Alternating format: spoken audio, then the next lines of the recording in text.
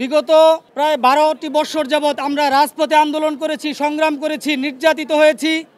কেন হয়েছি সেটা শুধু আপনারা নয়, আমার সারা দেশের মানুষ আজ পদে পদে জেনে গেছে। Double million offer Walton fridge কিনে পেতে পারেন 20 লক্ষ টাকা, রয়েছে কোটি কোটি টাকার নিশ্চিত উপহার।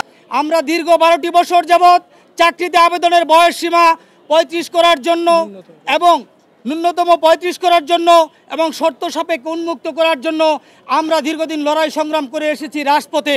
আপনারা দেখেছেন বিগত সরকারের আমলে আমাদের এখানে সহযোদ্ধা অনেকে উপস্থিত আছেন। আমি নিজে ব্যক্তিগতভাবে 29 বার গ্রেপ্তার হয়েছি, লাঠিপিটার শিকার হয়েছি, জেলে গিয়েছি। আমার অনেক সহযোদ্ধা সারা দেশের থেকে অনেকে প্রতিনিধি ছিল, তারাও সেখানে বিভিন্ন জায়গায় জেলে বন্দী হয়েছে।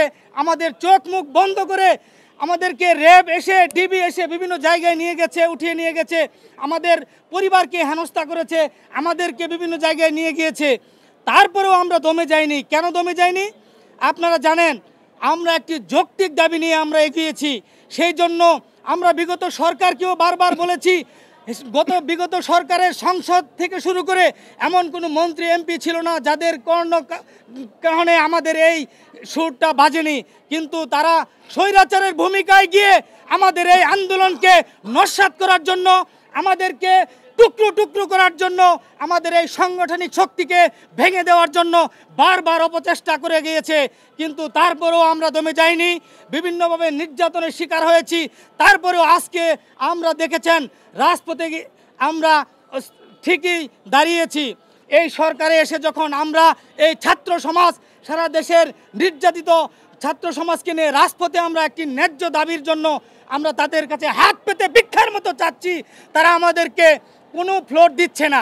এমনকি বিগত সরকার যেভাবে রাস্তায় ফেলে আমাদেরকে লাঠিপিটা করেছে, স্বৈরাচারের ভূমিকা অবতীর্ণ হয়ে আমাদেরকে জেলে ভরেছে, সেই ভূমিকায় আজকে অন্তর্বর্তীকালীন সরকার আমাদের ছোট ভাই নাহিদ থেকে শুরু করে যারা এখানে অন্তর্বর্তীকালীন সরকারে আছে এবং ঢাকা বিশ্ববিদ্যালয়ের আমাদের সহযোদ্ধা ছোট ভাইরা হাসনাত সহ, আমাদের সার্জিৎ সহ যারাই আছে, এই সমন্বয়ক কমিটিতে যারা আছে, তারা তো জানে আমরা কতটুকু নির্যাতিত ছিলাম। আমরা বৈষম্য বিরোধী ছাত্র আন্দোলনে আমাদের অনেক সহযোদ্ধা আহত হয়েছে, গুলি খেয়েছে, আমার পাশে এখনো বসে আছে। রাস্তা থেকে তাকে তুলে নিয়ে আমরা হাসপাতালে নিয়ে গিয়েছিলাম। আমরা এই আন্দোলন করেছি, আমরাই সরকারকে পতন ঘটিয়েছি। কেন ঘটিয়েছি? আমরা আমাদের অধিকার খুঁজে পাই নাই বিধায় আমরা ঘটিয়েছি। আমি সেই কথাই বলতে চাই, যদি বিগত সরকার আমাদের যেভাবে নির্যাতন করেছে, গত 30 তারিখে আমাদের সহযোদ্ধাদের উপর, আমাদের উপর এই সরকারের এই পেটুয়া বাহিনী আবারও ঝাঁপিয়ে পড়েছিল, গুলিবিদ্ধ করেছে, রাস্তায় ফেলে আমাদেরকে পিটিয়েছে। তাহলে আমি একটি কথা উদাত্ত কণ্ঠে বলতে চাই, বিগত স্বৈরাচারী সরকার আর এই সরকারের মধ্যে পার্থক্য কোথায়? এলো খবরের কাগজ, নিখাত, নির্ভীক, নিরপেক্ষ।